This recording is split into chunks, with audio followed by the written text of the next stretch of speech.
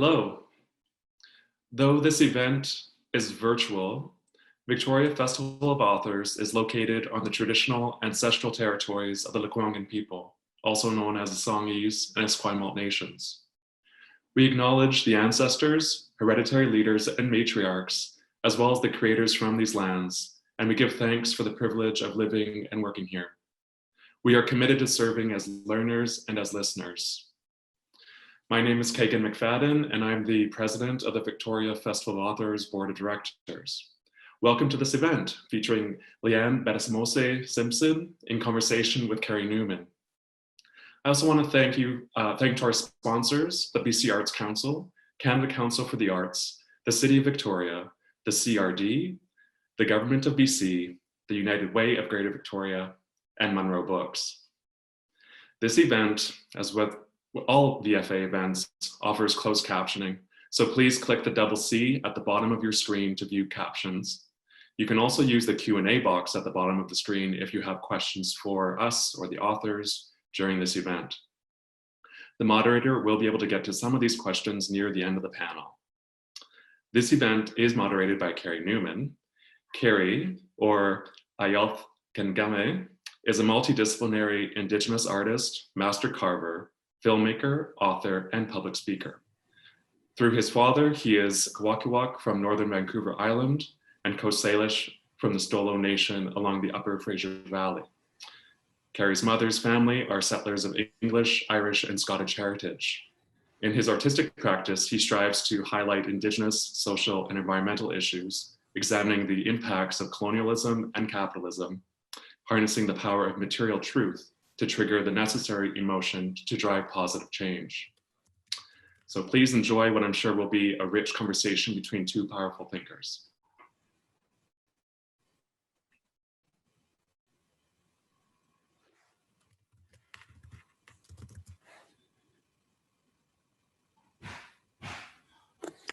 Good afternoon, and thank you, Keegan.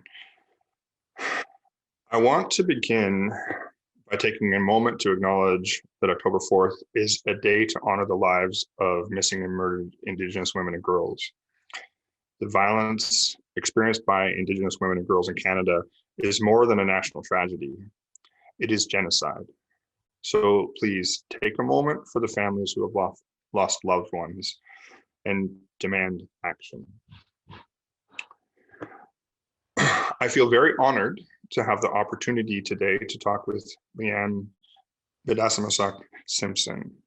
Leanne is a renowned Michi Saagiig Nishnaabeg scholar, writer, musician, and artist who is one of the most compelling Indigenous voices of her generation. Her work breaks open the intersections between politics, story, and song, bringing audiences into a rich and layered world of sound, light, and sovereign creativity.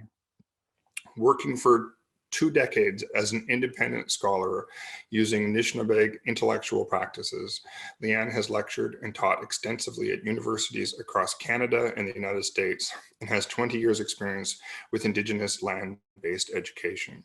She holds a PhD from the University of Manitoba and teaches at the Deshenta Center for Research and Learning in Dinande. Leanne is the author of 5 previous books, including This Accident of Being Lost, which won the MacEwan University Book of the Year, was a finalist for the Rogers Writers Trust Fiction Prize and the Trillium Book Award, was longlisted for CBC Canada Reads, and was named a Best Book of the Year by the Globe and Mail, the National Post, and Quill and Choir.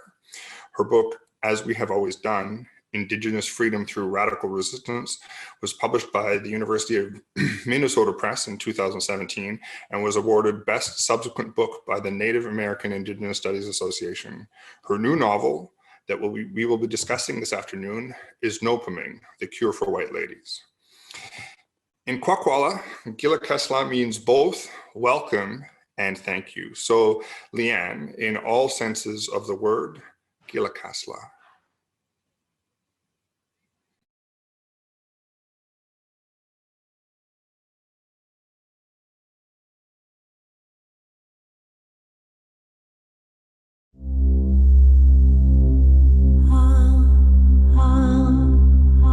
Once you move through cold, there is specific. Once you move through Pacific, there is Placid.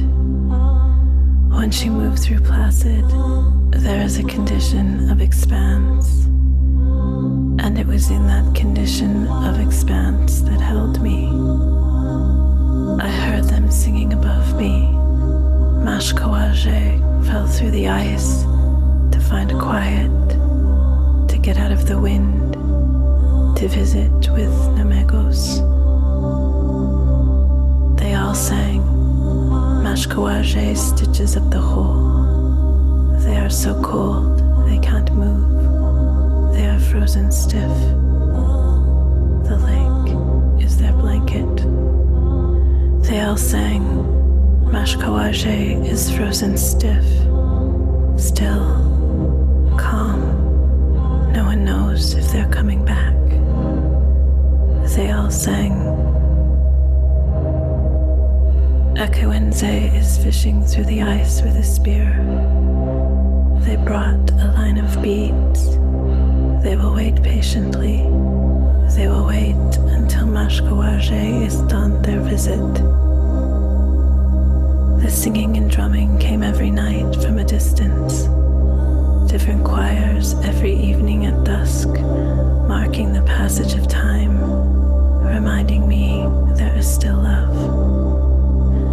You see, tragedy happened again. The details don't matter because the details are hopeless, overwhelmed, shut down. Know this. After 2 years, the best parts of me are still frozen in the lake. My limbic system, its best friend, the prefrontal cortex, and the hollow, pumping organ in which I keep benevolence. The only one that regularly comes to visit is Akawenze. In the winter, they park their truck on the ice, drill a hole with the auger and fish until the cold makes their bones crack. As soon as the ice is off the lake, Akawenze is back in their boat with a torch and a sort of pitchfork for spearing pickerel. In the dead of summer, Akawenze sneaks back before first light in their canoe, before their cottagers and their jet skis are out. In the fall, they sprinkle tobacco around me and sing. My world is muted. I look out. If something upsets me, I just wait, and the upset passes. I sit beside. Sometimes I remember the other me before I was frozen in the lake. I remember caring and engaging and the sharpness of unmuted feeling. I remember a hopeless connection. I don't feel stuck, in part because I don't feel anything. Their song isn't wrong. The ice is like a warm, weighted blanket. My form dissolved when tragedy came, and if I am fluid, the ice is container. There are ashes in my eyes.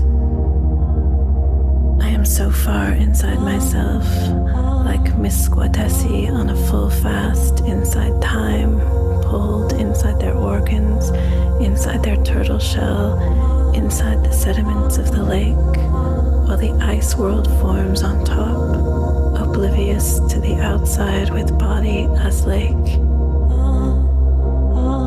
And there is solace in being cut off, and there is freedom enmeshed within that state. Know this, being frozen in the lake is another kind of life. Know this, it is unclear how long before I will be done with my visit. It is unclear how long visiting takes.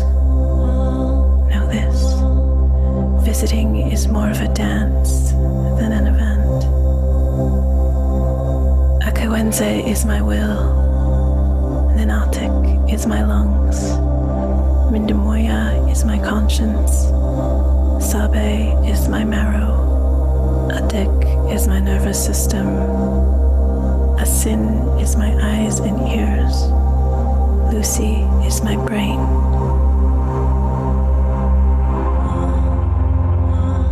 everything these seven say because ice distorts perception and trust replaces critique, examination, interrogation. I believe everything these seven say, even though. I believe everything these seven say, even though their truths are their own, not mine. I believe in the absence of my own heart. I will accept the hearts of these seven. The geese fly overhead in the sheer grace of a carefully angled formation designed to take them elsewhere. There are still stars. There are still stars.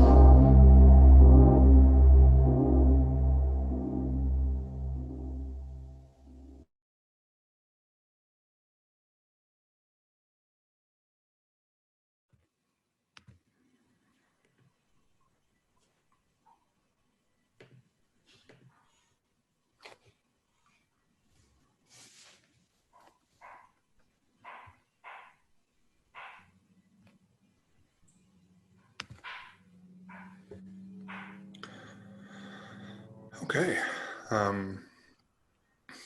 I think I was waiting for someone else to start talking there, but I realized that that it's going to be you and me now, Leanne. I'm going to start by sharing a little bit about my experience of reading Noopiming, The Cure for White Ladies. I found it to be richly layered, filled with generous insights into Anishinaabeg worldviews and searing metaphors paired with quirky humor. And in the ways of the best kinds of art, it leads you to realizations inside your heart rather than dictating them to your mind. While reading Noopiming, for the first little while, to be honest, I grappled with it. I was trying to fit it into the genres and storytelling formulas that I've been taught to expect throughout my life, struggling to find the order or arc of it all. But eventually, I realized that, particularly in this book, those things don't matter.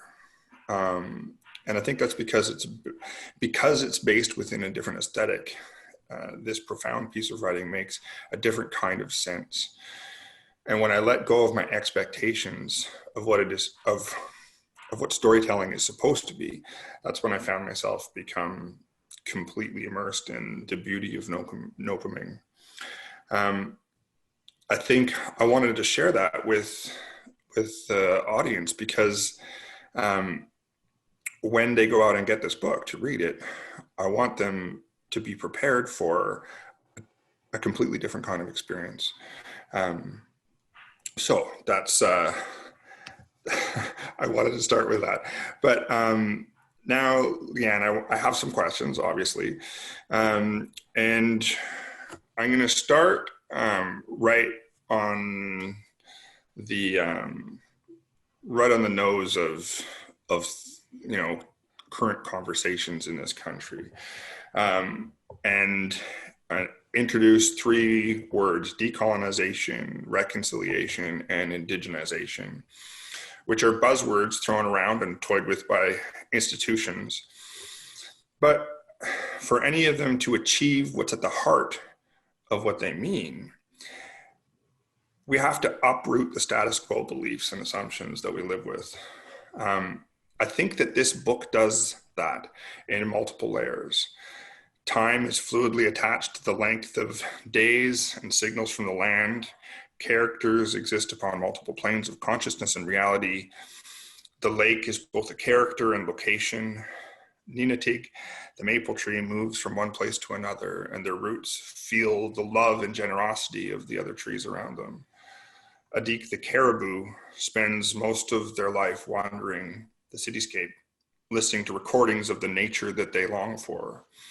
And all of this challenges the reader's perception of what it means to be living, what it means to exist in relationship with all elements of the world that surrounds us.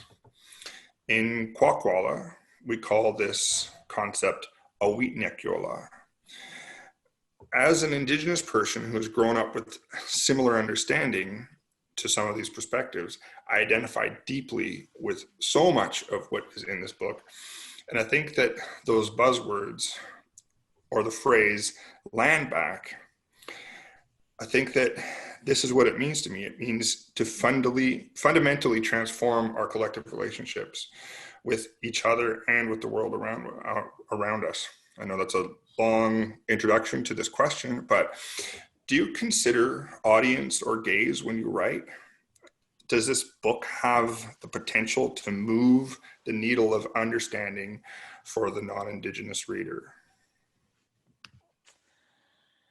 That's an interesting question for sure. I think I do consider audience when I'm writing, and I write first for an Anishinaabe audience and for a larger Indigenous audience for a couple of different reasons. The first reason is that I grew up and I loved reading, but I was often really disappointed in the books that I was finding in my library at my school and in my town, because they didn't really reflect my reality or my culture, or I couldn't see myself in the work. So I think it's really beautiful what's happened over the course of my life. We now have this diversity in Indigenous literature and Indigenous art, where my children are growing up and they will be able to find themselves in those stories. But the second reason was I really love Anishinaabe storytelling and Anishinaabe aesthetics and Anishinaabe theory and language. And I've come to sort of writing from that background and from a love of oral storytelling and orality, rather than through a creative writing program.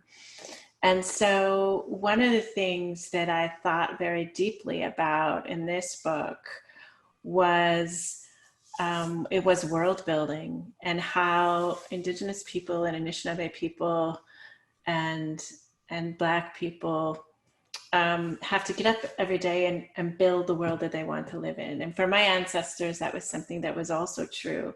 Even in the times prior to colonization, we had to get up and make our economic system, make our spiritual system, make our clothes, make our shelter, make our food, make our transportation systems. We were making cultures, and that process of making generates a lot of knowledge. That kinetic movement and the creative process generates a lot of knowledge and a lot of stories. And so I wanted to try in this book, I started writing this book because I wanted to write a longer form, even though I love the idea of short stories. I wanted to try to write something in longer form, but the idea of a novel was really, really constrictive. It felt really narrow to me, and it felt so steeped in Western literary tradition, and it felt very foreign. And so I wanted to write something that really put relationality and relationships at the center, and it put world building at the center.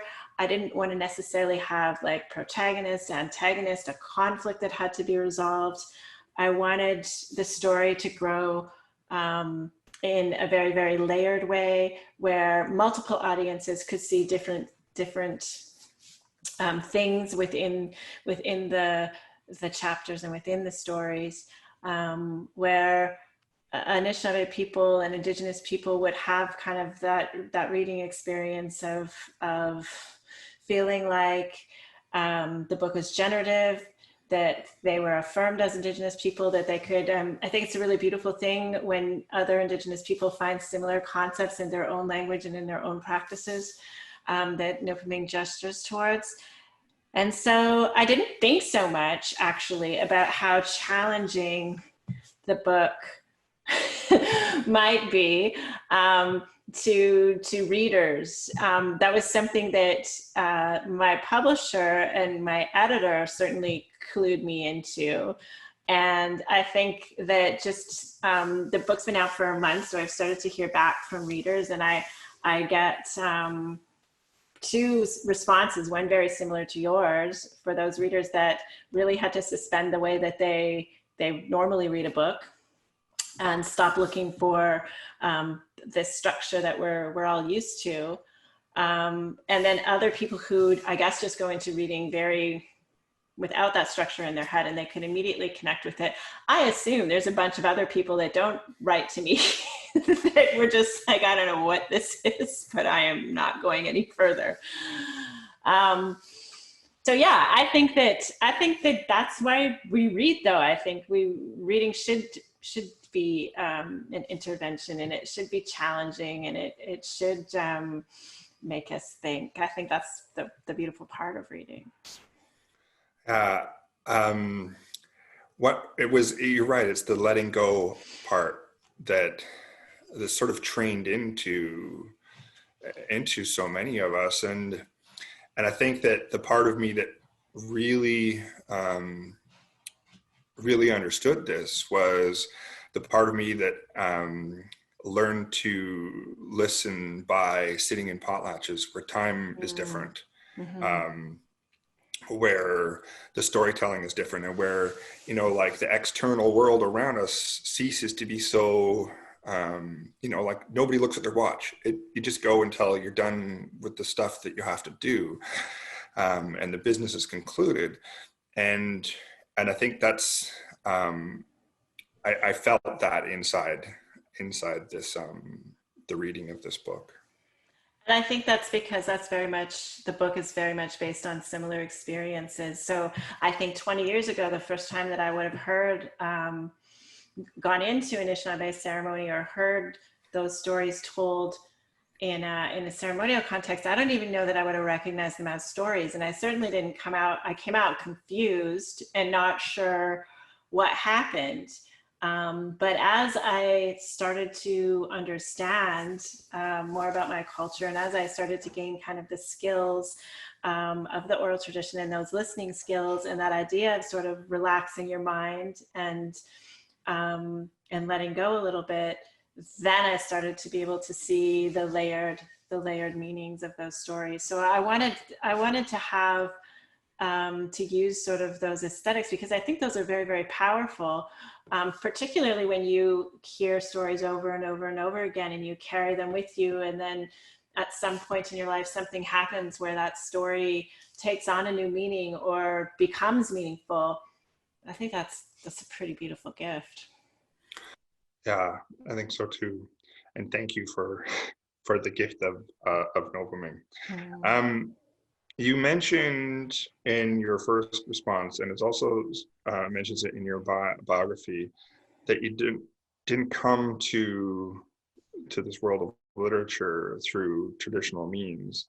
How do you think that? And I, as an artist, I didn't come to my position at the University of Victoria through traditional means. I don't have an MFA. I just kind of went through like more cultural traditional means, right? Mentorship and apprenticeship. How do you think that frees you in your approach?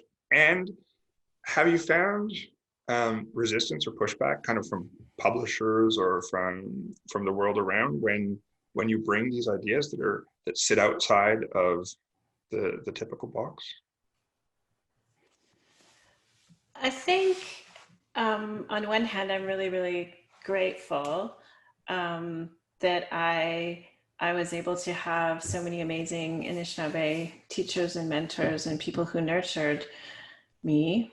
I think not having those creative writing degrees has, especially when I was an emerging writer, made me feel like I was a fraud and like I didn't know what I was doing. I wasn't coming out of that space where I had colleagues and where I had learned very clearly how to navigate through the industry and how to publish a book, how to write a book and then publish a book.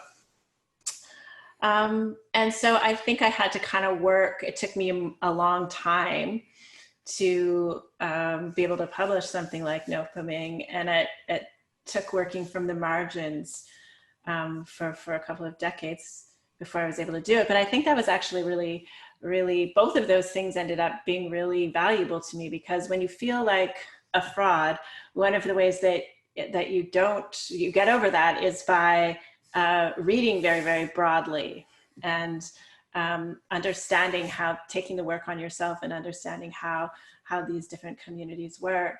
And then I think just over time, finding my own voice and becoming confident in the kinds of stories that I wanted to tell. And I mean, I was never, I fell in love with my culture and with Anishinaabe stories and with language and the bush and elders, and that I didn't ever sort of care if a big publisher published my work or I won a book award. And the part of writing I like is actually the writing part, and I would be pretty much happy if I just put those books in a file on my computer, because the joy that I get from writing is by spending time inside these worlds and with these characters and imagining something different. Beautiful. You said in the pre-recorded opening, I believe everything these seven say. When I read through those seven characters, I found myself identifying with different aspects of each one. And I think it's because they remind me of so many people in my life. And although the details of their cultural lives are unique from what I know as a Kwakwaka'wakw and Coast Salish person, their mannerisms and experiences are really familiar. Can you talk about how you developed them? Are they based on people you know? And do you have a favorite that you connect with on a deeper level? In a sense, they're all my favorites, and some of them. So I started writing about in Islands of Decolonial Love, and I couldn't let go. So Sabe sort of first appears in Islands of Decolonial Love, and then again in this accident of being lost. Nanatik is the character of the maple tree, is something that I've been carrying around for a number of years and has appeared in different stories. There are some new characters that I developed. I really like the caribou character Adik, and that in part comes from my work in Dene territory, because the caribou is such an important relation for Dene people in the north, and is also one that's really threatened. And I had tasted my first piece of caribou in Dada, which is a Dene community outside of Yellowknife. And I had gone home, this would be about 7 or 8 years ago, and I was talking to Anishinaabe elders about how this was the most amazing kind of meat I'd ever tasted. And they started talking about how we used to have caribou in Ontario. And so that gave me the idea of making the spirit of the caribou, or giving the spirit of the caribou a presence in my territory, and a spirit, and thinking about how I was relating to that spirit and that being in my home territory. And so the work of Janine Frina-Jutli, who's a Gwich'in artist, and she had a show in which caribou figured kind of prominently in an art gallery in Peterborough, and I started to build sort of some of those connections. So I don't think the characters aren't based on any one particular person. I think the elder characters, Akawenze and Mindamoya, are both kind of a conglomerate of different elders that I've come in contact with over the last 20 years.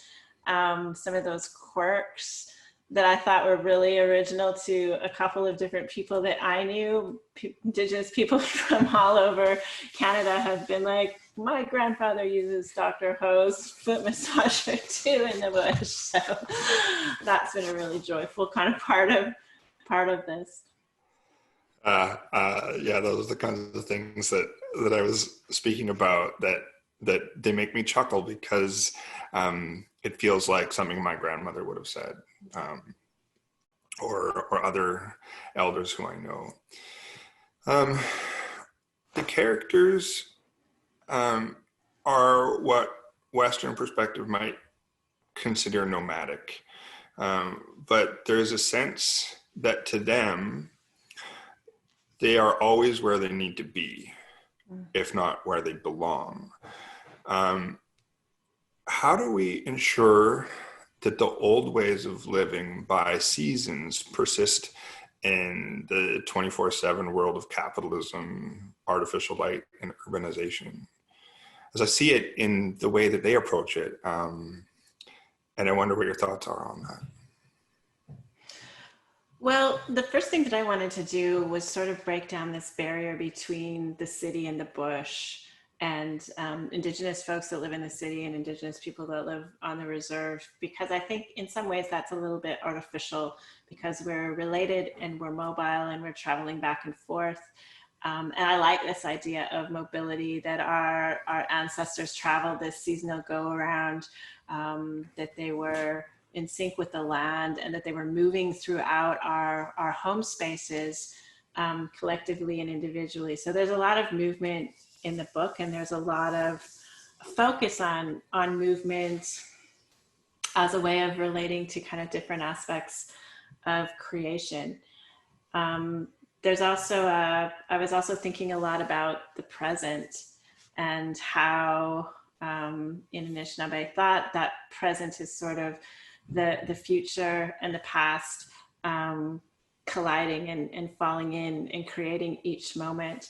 And so what's it like to build worlds, Anishinaabe worlds, that are based on Anishinaabe ethics and philosophies and embodiments anyway, in spite of colonialism, in spite of capitalism, in spite of Toronto, in spite of the imposition of the 401?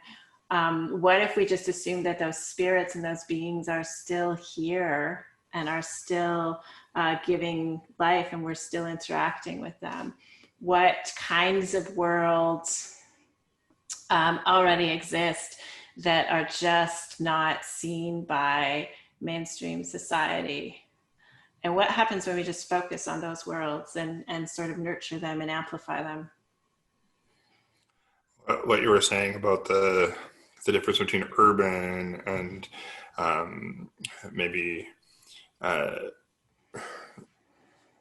our people who live closer on the land.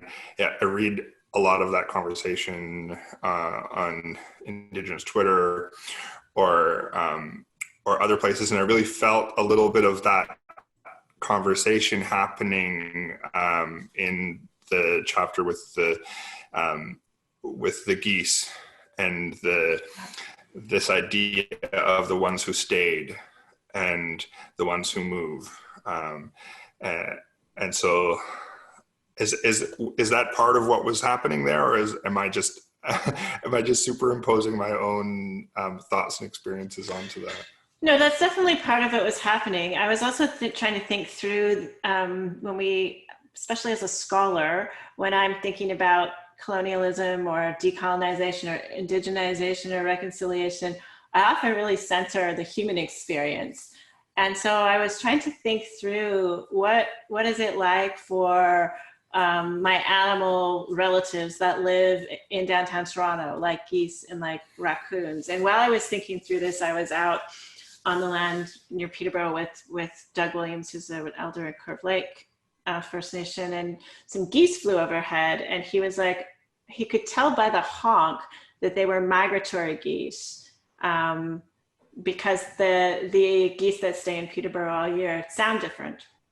I was amazed at this, but also I was at the kind of depth of knowledge that he carried, having heard geese that always migrated, and then the weather changed, and then some geese stopped migrating. And I thought, this is an interesting metaphor that says something about Indigenous people living in the city and Indigenous people living closer to the land. But it's also a way of thinking through the impacts of colonialism and that kind of violence on animals and on plants, and kind of expanding our scope of care outside of just human. I think that we have a lot of work to do collectively about the way that we consider the impacts that we have on these lands. I want to scroll down to my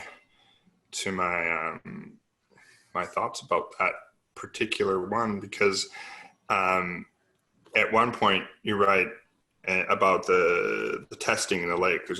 There's an important difference between testing and caring, and it got me thinking about why we allow the baseline for environmental testing, but also for any kind of a resource development, to start from the position that we have to prove that the development projects cause harm.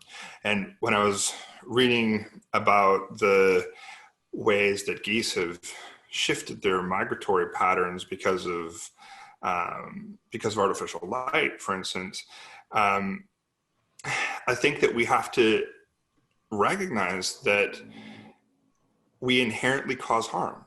Our presence disrupts this world, this lands, and when we pave roads and when we put up cities and when we develop things, we cause harm. And so I think studies should be to ensure that we do as little harm as possible, rather than starting from the position of wondering if we do harm. So yeah, that part. I think that I don't know if there's a specific part in the book that brought that up for me, but it sort of it's woven throughout the narrative, and I really appreciated the it's the best way to describe this, the gentleness and the way you don't let anybody off the hook for it at the same time. I didn't have a question for that. I just wanted to comment on it, because that when you wrote about that part of the testing, it really struck me.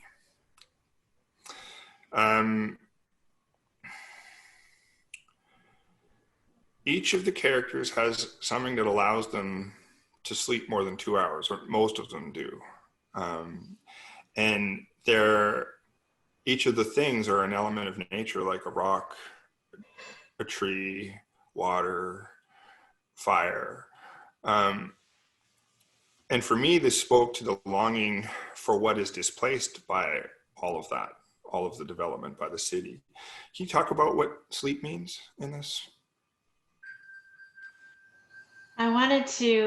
Sleep in my culture is very important, because dreaming is very important, because dreaming is a source of knowledge, and it's a way of relating to the spirit world and to our ancestors.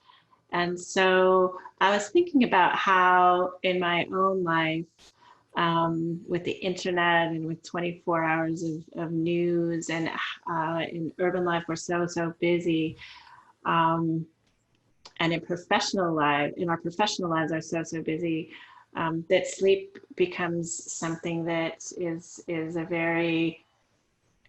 it can be a struggle for people. But it's also something that is another way of disconnecting us from those relationships that give us meaning. And so I wanted to sort of explore the ways that these characters, in spite of that, still found ways, like we all do, of finding that time to connect. And then it sort of does gesture towards belonging, and that feeling, which I think anyone who's experienced colonialism, there's always this belonging is always a struggle. Belonging is always a process. Belonging is always a practice. And it's a practice that Indigenous communities have to do collectively, so that our most vulnerable and our most precious feel like they belong and feel like they are good enough and Indian enough and whole enough and just enough. And so I wanted that to sort of, I wanted that kind of struggle that we have internally to be part of the conversation and part of these characters. And that search for belonging and that search for connection takes place whether you're in the bush in kind of a pristine wilderness or whether you're in a very urbanized environment. And so that theme, I think, is one that comes up over and over again in the book. Cool. You're a musician as well as an artist. Do you think about those things when you're writing? And like, I find inspiration from all places. Sometimes I'll get an idea from a project when I'm reading a book like this one. Sometimes it'll be when I'm listening to music on the radio. Sometimes it'll be when I'm in ceremony or just having a conversation with a friend. But when you have kind of a diversity of things that you do, and all of them in those creative realms, do they inform what you do when you're writing? Yeah, I mean, I think all of those forms are very much a part of me and how I live in the world, and it seems very normal to me. I think the things that I write about and that I study academically, the same sorts of concepts appear in my writing, in my fiction, because I think I feel, I mean, those are two very different forms. There's one form where you're researching and you have a more authoritarian voice and you're telling, not showing. And then in this more creative state, I find it very freeing, and I'm able to build the kinds of worlds that I want to build and build the characters. Rather than talking about relationality, I can write a book where relationality is normal and where all of these characters are complex and layered and they create the world.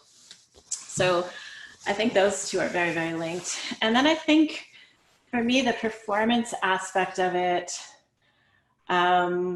is a way of embodying, I think, those same sorts of concepts. So, and I had to work very hard to be able to get up on stage and approach a mic and sing or perform and connect with an audience. But it's then actually taking those the same sorts of concepts and embodying them, and then getting an audience to collectively embody them and create that connection and create that relationality in real time, in a bar or in a theater, or, in places that, with audiences that might never read my books and certainly would never come and hear an academic lecture, perhaps. So I see them sort of as very, very braided together for me. And it's the same sorts of things that I'm thinking about appear in all of these different forms, but they enable me to reach different audiences. They enable me to, like, the practice of something like touring across Canada and saying the same lyrics or the same poetry, performing it over and over and over and over again, and having that repetition. And then on like the 200th time you perform it, you, like, a new meaning comes up. Like, that's a really amazing generative sort of experience. Performing these songs kind of all over Canada to different audiences and having different reactions with exactly the same performance in different venues and in different regions, that's also something that I find very generative. So I like that practice of embodiment, and there's a mobility to it. And there's that repetition that I think has always been a really big part of Indigenous orality. You used the word generative a couple of times, and I've been thinking a lot about process of making. And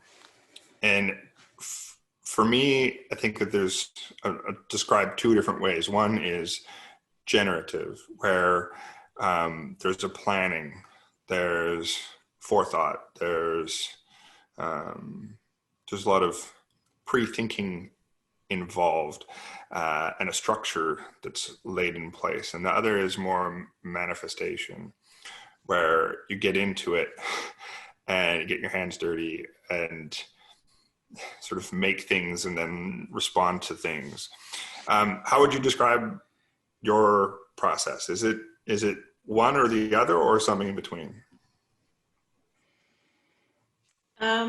It depends. It depends on the project. I think oftentimes when I've been writing proposals for grants, for instance, because that's part of writing. As soon as I write proposals, I know that that's not the book that's going to happen. Like that proposal writing process of like your vision and your goals and your timeline and why you're doing it kind of wrecks it for me.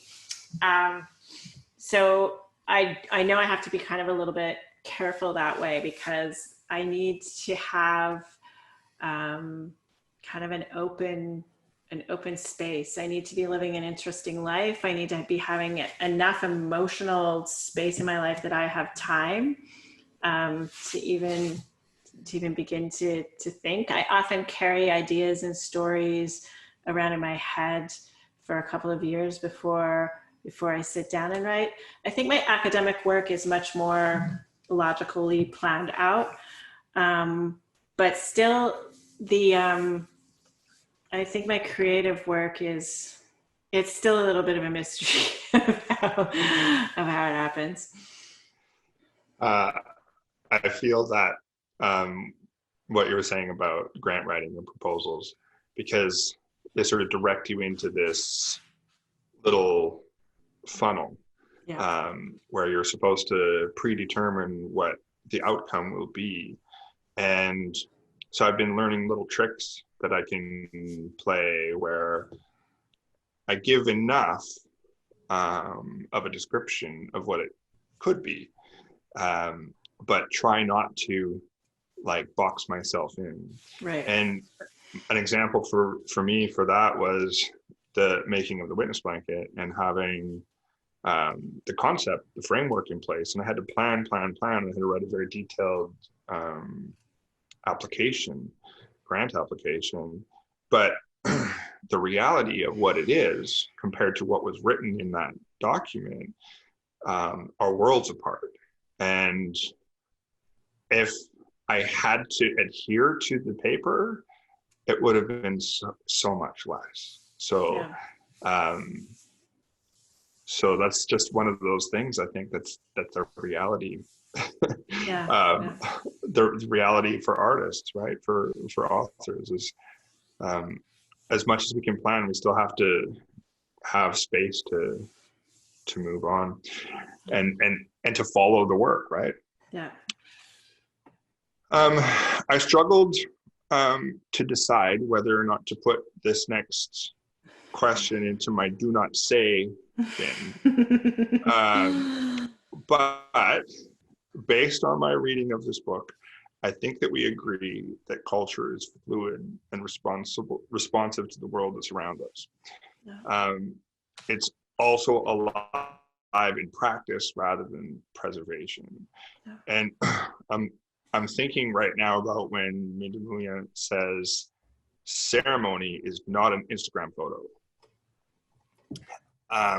As an artist who still believes in the power of art to transform, my reflex to that statement is that it places unnecessary restrictions on culture. And Mindamuya is a character, but a character who the editor notes represents the conscience of the narrator. So my question is, even if this means taking the position of the colonial devil's advocate, can you envision a way that ceremony could exist within an Instagram photo? And in the process of telling the same stories over and over until they're understood, can we tell them through those kinds of new means? I think for me that the fluidity around our culture is something that in a relational context and in a context where relationships are very, very important, and you're crossing time and space in your interaction with ancestors and those that are yet unborn. I think that then the overlap or the zones of overlap, which I'm going to say instead of boundaries, are something that's negotiated between beings and between individuals. And so I think for some people, there might be some negotiations where those become very meaningful and become very spiritual. And I wouldn't want to say that that can never happen. I think that but it's a conversation, and it's a practice, and it's this this relationship and discussion that's and I think that's sort of the way that things have always been done, and that kind of diversity and that fluidity is something that comes from the land, because you can't always do things in the way that you want to do things when you're living on the land. But it's the relationship that you have with those ancestors and those spirits, and it's the openness of your heart.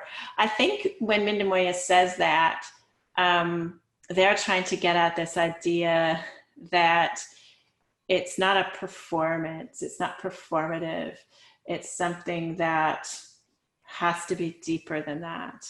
And so sometimes I think the critique that they're making is that sometimes in colonial societies, there's aspects of our ceremonies that become quite performative, in, the Prime Minister smudging or those things that are done for reasons that might not be the sorts of reasons that I would do ceremony for.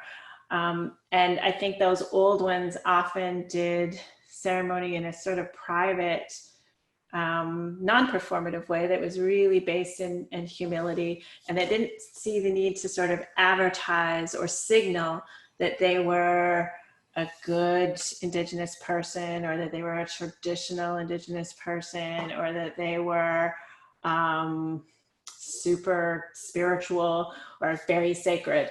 They did it because it was important to them and because they believed in that. And I think that's sort of that's what Mindamoya is getting at. Not the sort of rigidity around what you can do and what you can't, but just maybe gesturing towards that, the very intimate nature of that kind of connection. There are a lot of interesting considerations when it comes to social media. I know in our potlatches, some families ask that if photos are taken, that they don't get posted, because there's so much that we don't know still. But at the same time, we have to design our ceremonies to respond to the world. We have to allow them to continue to evolve to respond to the world that we live in. So it's a pretty neat and interesting conversation, and I'm not sure I know exactly what the answers are, but I love that those questions are in here, and that they surface in those ways. I can almost hear one of my aunties saying that exact line. Yeah.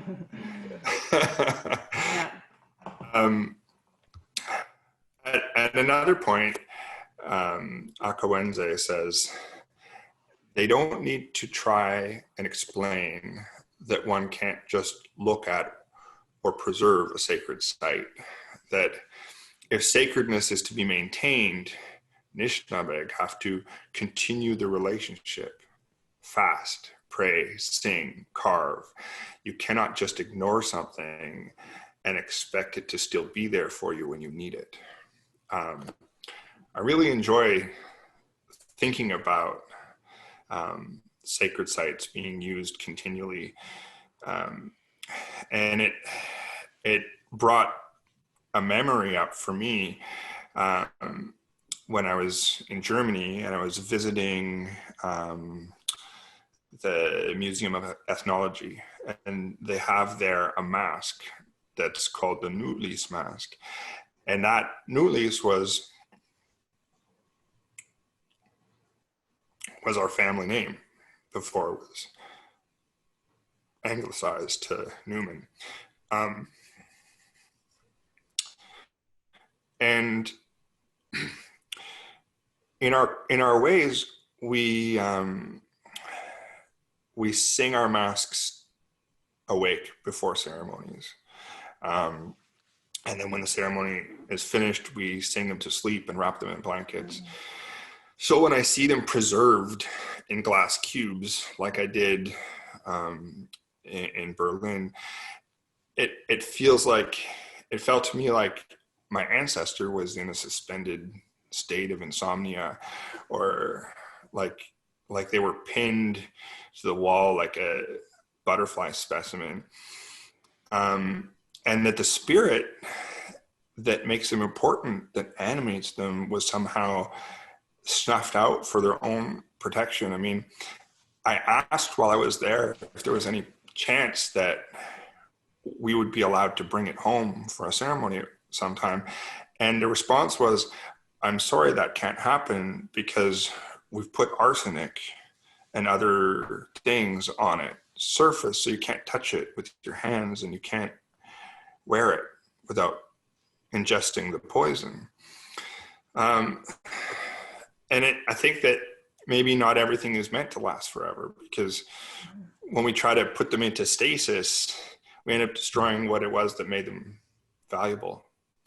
Can you talk about the rituals of Akawense and the ways that they keep the sacred alive? I mean, I think that there's a few different examples of that in this book.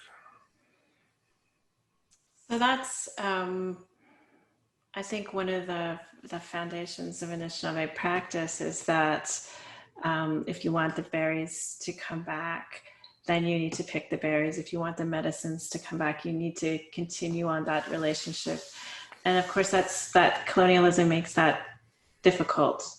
As you've talked about, those masks and the spirits that make up those masks, those are not objects to us. Those are relatives, and they're extensions of us. And some of those things aren't meant to be preserved and to last forever. They're meant to return to the spirit world and to become part of the land again. And so I think Akawense means old man, but Aki means land, and it means the one that's returning to the land. So Akawense isn't meant to last forever either. Their body is starting to break down, and they're getting ready to return to the land, and for their spirit to return to the spirit world. And that doesn't mean that we don't continue our relationship with Akawense, but that relationship is going to transform, and it's going to shift. So I think there's sort of moments in the book of grief and of loss because of those kinds of transformations and shifts. And then there's moments where the characters are trying to put into practice an ethic of belonging by continuing to have relationships with the natural world inside of cityscapes, whether that's with Lake Ontario, the water, or birds, or raccoons, or geese, the beings that they're sharing space with, and thinking about what those relationships are, and sort of rejecting the relationships that colonialism has set up, and rejecting that kind of structure. And I think Akawense continues to have a relationship with the petroglyphs north of Peterborough, and they have a strong desire to continue to make petroglyphs in that way as well. And so that to me is something that's I think should be really, really normal, and is a beautiful part of a lot of our sacred spaces. But it's also one, as you've talked about, is very, very difficult in a lot of settings because of how colonial institutions view those spaces and those I don't want to say objects, those relations. I did a little bit of Googling or sleuthing to try and figure out what Akawense was working on in their visits to that site. And I won't ruin it for everybody, but I think I figured it out.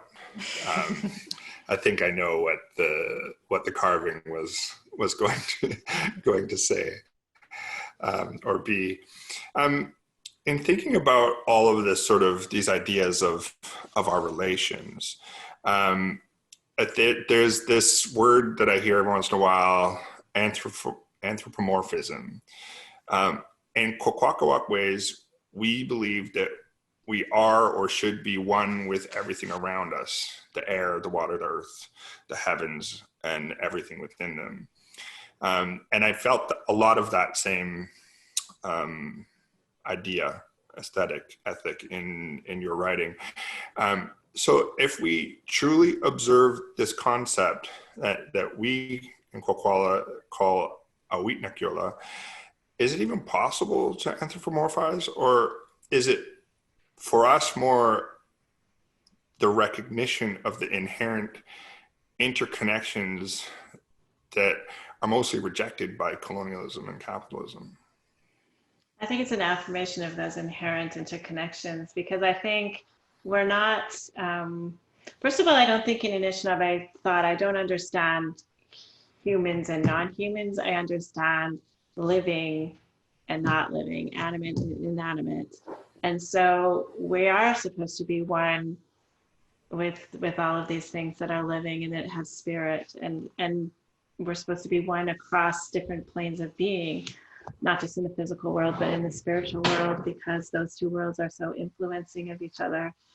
And I think when I don't hear in our storytelling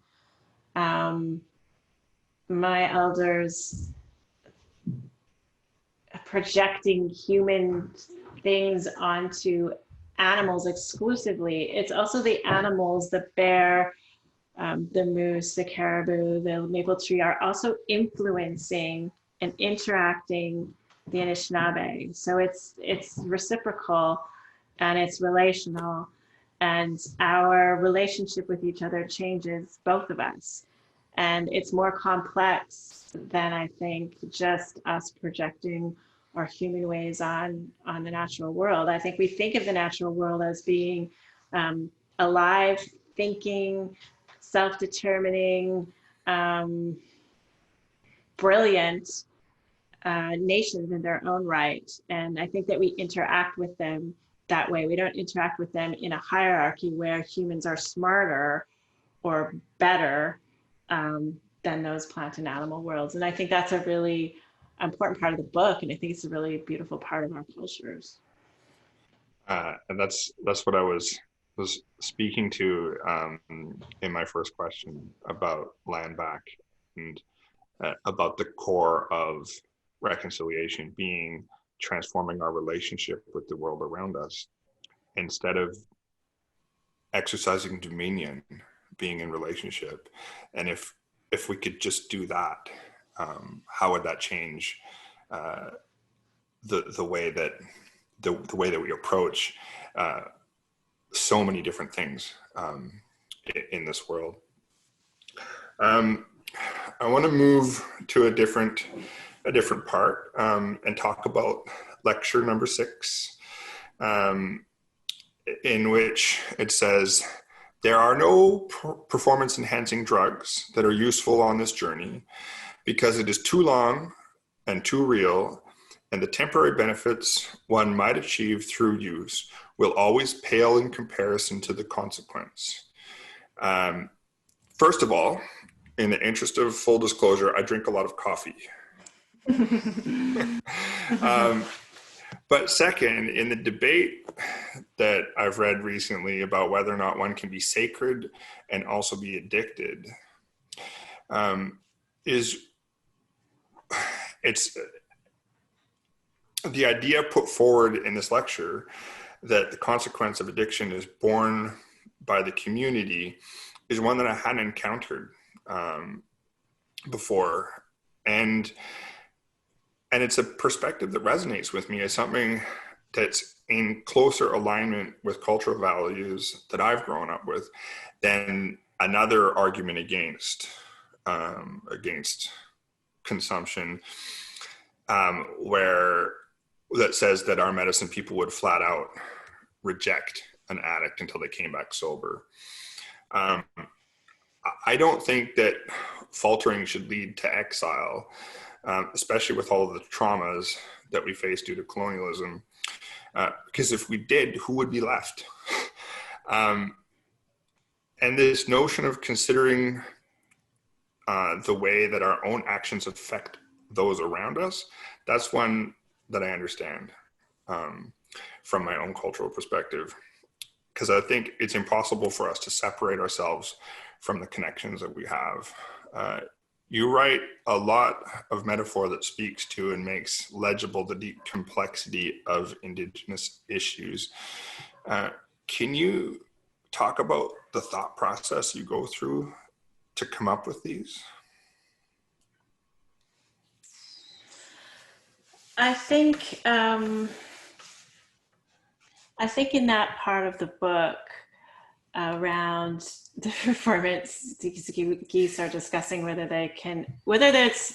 there's things that can help them on this long journey south in their migration, because like me, when I'm trying to learn traditional skills, I often find that I'm lacking in the skill, I'm lacking in physical fitness, I'm lacking in mental toughness. A lot of the way that our ancestors lived was incredibly physically, emotionally, mentally, and spiritually demanding. And I think that's part of the reasons why I'm attracted to bush life so much. But there were not shortcuts. You want to stay warm, you actually have to chop wood all day, and you have to put that wood in the fire all night. There's no shortcut there. And I think a really beautiful part of sort of accepting that and letting go of this idea that there might be easy ways out when you're trying to learn Anishinaabe knowledge or Indigenous knowledge is that once you just accept that process, it becomes a very, very beautiful process that gives a lot back. And so I think that that's one of the things I was trying to think through. I was also trying to think through this idea that, colonialism has caused this cascade of harm and violence to Indigenous people to the point where none of us have come out unscathed.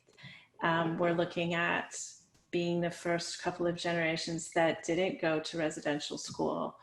And we still have in our communities and across our nations an asymmetric violence because of colonialism that hits our most vulnerable, our two-spirit and queer, our trans, and folks struggling with substance use. And that's a result of the violence of colonialism.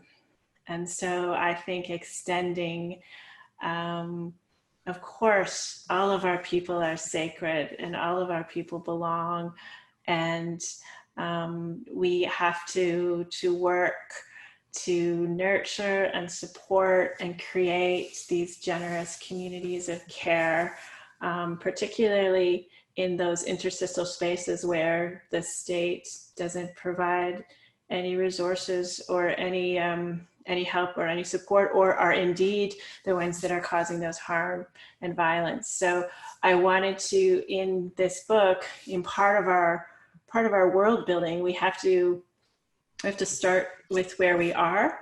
And I think that we have to center those communities within the Indigenous community that have carried the heaviest burden in terms of that harm, in terms of that violence, and figure out ways of living very gently and extending that practice of care. I think that that's really important. I found it was easy to become lost in the sort of fluidity of the relational narrative, and the wisdom and humor of Noopiming. But every once in a while, there was a moment that would snap me back to the reality of these things, of colonialism, of what I call concentric trauma, and like the moment where Adik and Ninatik are handing out sleeping bags and naloxone kits. Can you talk about the way that you approached balancing the beauty of culture and the trauma? Because they're sort of seamlessly woven together throughout this. I mean, that's a really, really tricky thing for Indigenous writers to do, because on one hand, we need to tell our own stories and find our own voice, and trauma and harm are such a part of our experience of contemporary colonial Canada. But on the other hand, it's like, honestly, the last thing that I want to read about. I have to live it already. I don't need more trauma. And so in my conversations with other Indigenous writers, I wanted to try to find a way of affirming and alluding to that trauma and that reality, and that harm as a way of truth telling, but not centering it. And I wanted to make as much space as I could for joy and laughter and kind of sneaky, cheeky kind of pushing back against colonialism, refusing colonialism.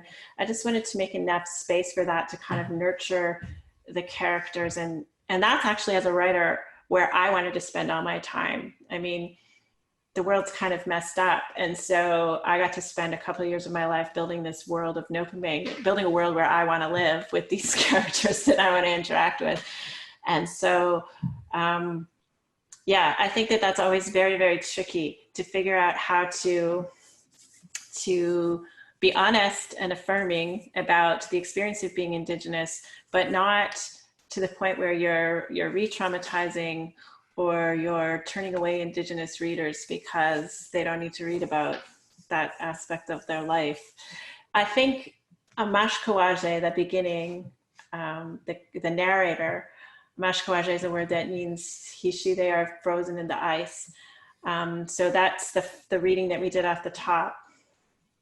That's Mashkawaje speaking. They have experienced a trauma so big that they're sort of very, very shut down and they feel like they're frozen in the lake. And so as a mechanism of coping and a mechanism of survival, they've got these 7 friends or 7 characters or 7 relatives that they're relying on to help them navigate through the world. And so the reader never finds out what that trauma was.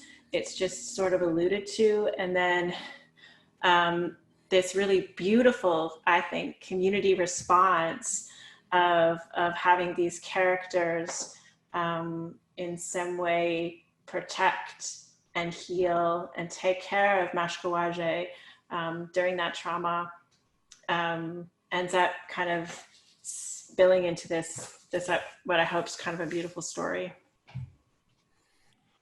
I think that's probably where it got me the most, is the way that you were able to interweave the humor and the trauma and the wisdom all together. And on that note of the humor, throughout the book, I kept identifying with different parts of different characters. But I think that I found myself in, and you might have to help me with the pronunciation here, Gidiga Bizu, and their brief interaction with bougie quay. I myself have had multiple late night debates with a resident raccoon family that I have here in my neighborhood. I think I have sent my sisters recordings of me begging, debating, pleading with them not to make salad out of my floating water hyacinths. For anybody wondering who won those debates, before Googling the water hyacinths in this book, I had never seen them in bloom because the raccoons take them. So like I was reading this and I was laughing out loud, and my wife was like, what are you doing? And I was like, I was just really enjoying this moment of this book because I feel like this is me, or these two characters sort of combine. One's the artist who's sneaking in and making work and disappearing, and the other is this person who's sort of trying to contend with a system of values that and a way of living that doesn't necessarily align with what they would like, how they would like to live.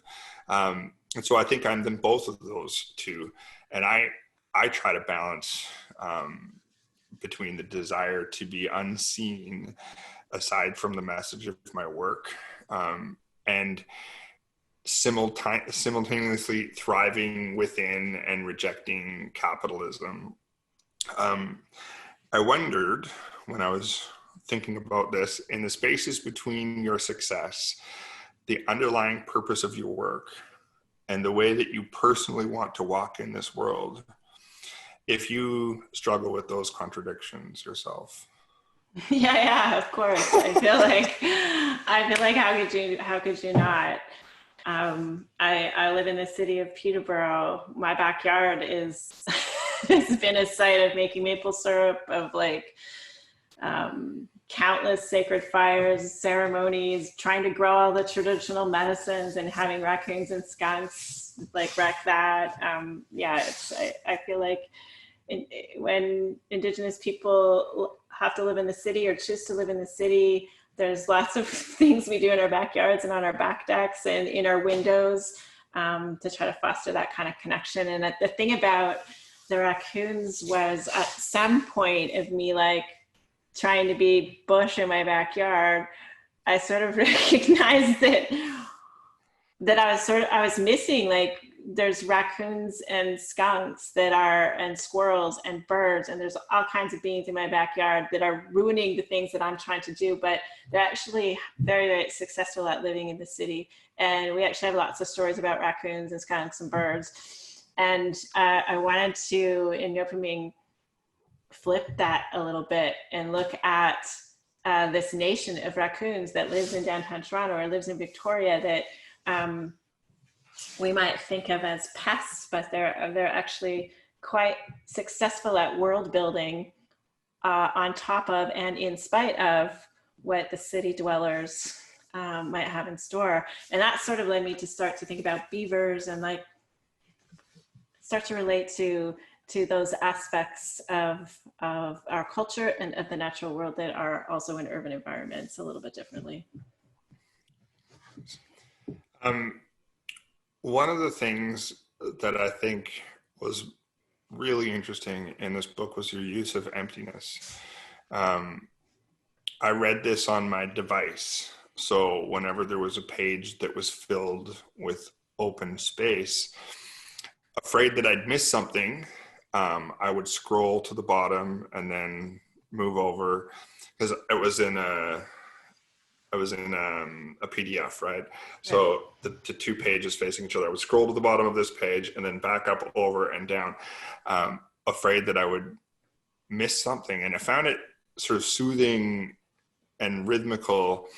And I wonder if you could talk about the depth of what lives in those breaths or those narrative pauses.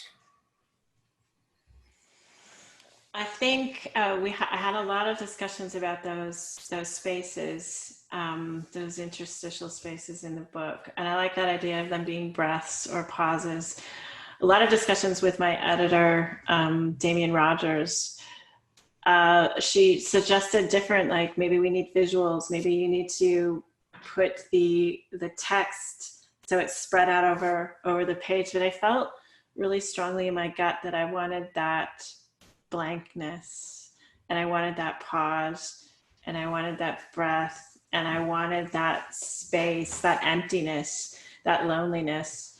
And I wanted to just have the reader be able to sit with certain passages just a little bit longer, because that's all there was on the page.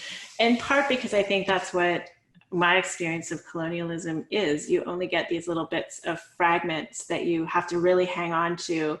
And then there's long pauses, and you're always trying to put this puzzle together, but you don't know what the bigger picture looks like, and you don't know whether you're ever going to get all the pieces. But we're often sort of really hanging on quite tightly to the pieces that we have, because they're so precious to us. So I wanted to speak to that, and I wanted to have this kind of, I don't know, maybe just feel grateful for the words that we did have and for what we do have. And I think that I didn't want it to necessarily be disruptive, but I wanted, again, people to be able to bring their own experience and their own thinking to the book, and have time to be able to sit with that. Like, there isn't a rush. Like, we don't always get everything that we want in terms of knowledge right off the bat. It slows the whole process of it down, particularly when we're immersed in a society where information is just coming at us 24 hours a day. It sort of reminded me of back to ceremony again, the way that there is no specific time. Yeah. When chiefs speak, you never know how long they might take, and so you just have to be prepared to be there as long as you need to be there. And so I enjoyed that. I thought that it was I know that might not have been sort of the intention, but that was something that I just enjoyed the breathing space. And I found often when I would go through the motion of scrolling and then move over, then I would read the next line and I would chuckle, because it was it's a nice way. If I could see the next line before, like immediately after the one before, I don't think I would feel it the same way. Yeah. And so that space gives me time to think about what came before. And then when I turn the page, so to speak, and I read the next one, then it allows the new sentence or the new statement to have its own space. Yeah. Before we close or go to questions, I want to say how beautifully I think you managed to put together a story that touches on all parts of the complexity of what it means to be an Indigenous person in this country. The different metaphors with the raccoons and with the Canada geese, and the ways that the trees move, and caribou, think about the cracks on their hooves living in the urban environment. They'll speak to different things that I've seen, that I've felt. But I also love how hopeful and humorous it is at the same time, because so often in Indigenous conversations about Indigenous issues, the focus is on the trauma, and I think that there's a necessity to that, because people need to know, they need to understand, right? But they also need to know, it's just as important to know the beauty and the power and the humor of Indigenous people. So thank you for that. Last question, the title. Noopiming, the cure for white ladies. I know that this is a response to a specific author and a specific piece of literature, and I wanted to give you an opportunity to talk a little bit about that. Yeah, so the word Noopiming means in the bush in my language, and it's a reference to Roughing It in the Bush by Susanna Moodie, which was a book that was written in the latter part of the 1800s, and it was sort of a guidebook for white settlers who were coming into my territory, north of Peterborough, north of Coburg, Ontario, and settling it. And it's a celebrated novel in the Canadian literature canon because it was one of the first books that was written by a white woman, and it should be celebrated. And it's also extremely racist and anti-Black in terms of her depictions of Mississauga and Anishinaabeg people and Black people. And so I wanted to, I mean, this book exists in the canon of literature, and I wanted to speak to it, but I didn't want to speak directly to it, because I think one of the problems with Susanna Moodie's outlook, and it of course wasn't just her, was that her white supremacy and her racism didn't allow her to see the Anishinaabe worlds that she was encountering. She didn't see Anishinaabe people, and she didn't see our brilliance, she didn't see our humor, she didn't see our stories, she didn't see our tremendous knowledge of place. She didn't see the world that we built, that she was entering.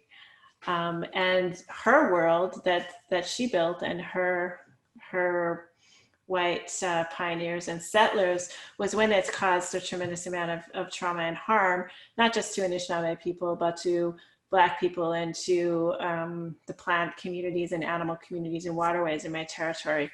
So I wanted to offer the cure for that harm and that trauma, and I wanted to tell this particular story in this particular way, that centers Anishinaabe joy and humor and gentleness, that builds a world that still isn't seen by lots of white Canadians, and is still marginalized and is still sort of attacked, but exists in all its glory anyway. And so that's the title. I think it was a brilliant way to critique without attack, to position the characters in the urban bush so much of the time, and to sort of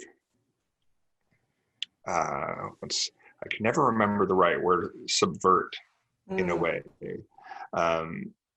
that sort of idea of the uncouth, undeveloped heathen, and to sort of poke a little bit of fun at the craziness of the world we live in, and I think that when people read this book, they'll see some of the funny ways in there, like postage stamps.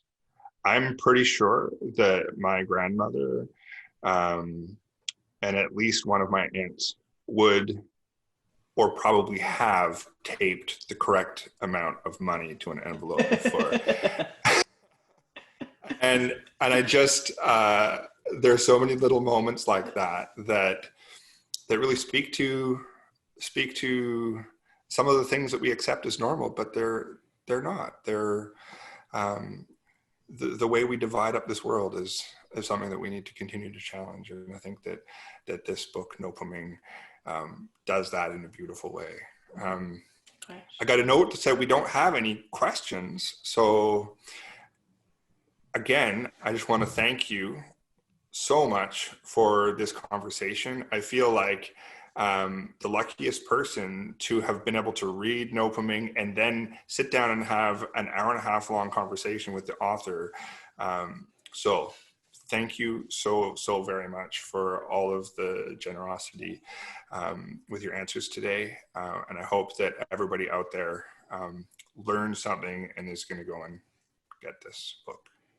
Well, Miigwech for reading my book so deeply and for the amazing conversation. And thanks to the Victoria Festival of Authors for resuming me into Victoria.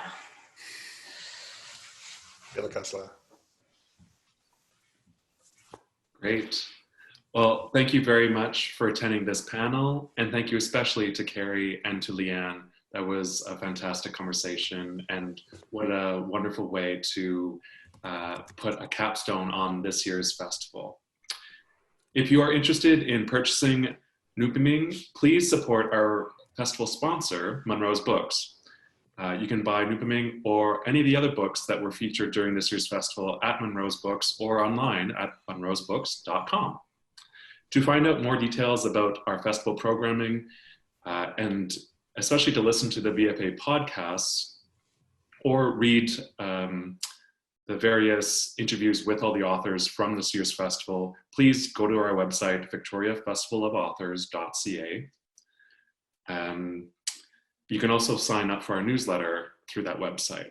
If you would like to support the festival in another way, you can also follow us on Facebook or Twitter. And I really strongly encourage you to go to the website and under the support tab, click on the donation link.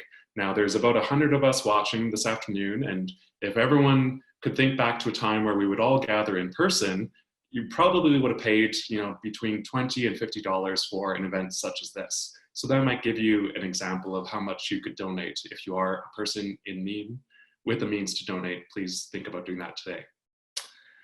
We hope to see you at our next event, the final event at 7:30 tonight. And it is presented in partnership with the Victoria Book Prize Society. It will include readings by the finalists for the City of Victoria's Children's Book Prize and the City of Victoria's Butler Book Prize, including Carey Newman.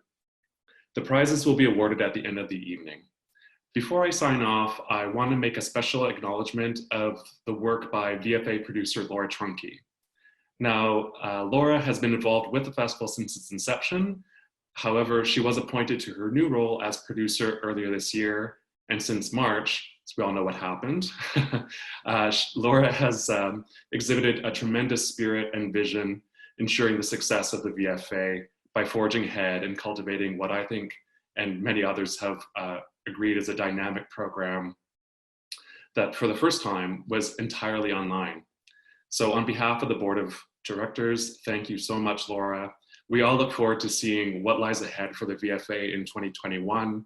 And we know with you leading the way, it'll be just as incredible. So thank you, Laura. And thank you all for tuning in to this year's festival. See you next time.